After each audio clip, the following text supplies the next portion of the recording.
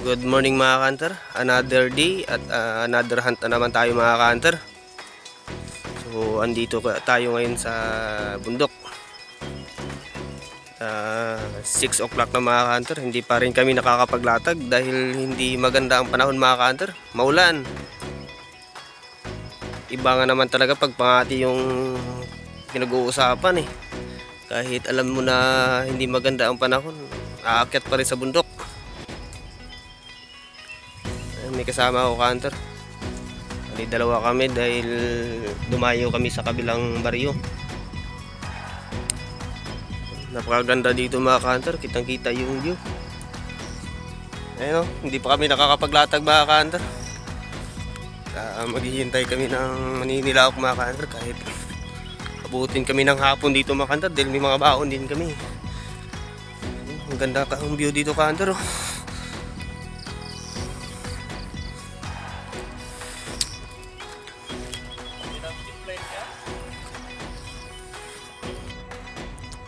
Ayan ka-hunter, kami ay pauwi na. Tignan nyo mga ka-hunter, sobrang taas na itong bukid na ito mga ka-hunter oh. Ayan, oh. Pag nahulog ka dito, ang lalim. Ang ganda pag may zipline dito mga ka-hunter. Ayan, sobrang ganda ng view dito.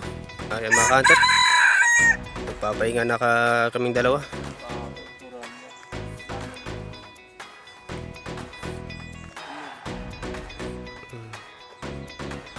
Uwi na rin kami mamaya-maya.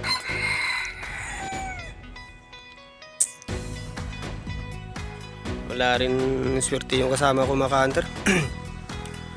Lumapit yung ligaw pero hindi nagsalpok. Kaya pareho kaming walang swerte ngayon. Bawi na lang kami sa next time kung maganda yung panahon. Babalikan namin to mga ka-hunter, ang area na to.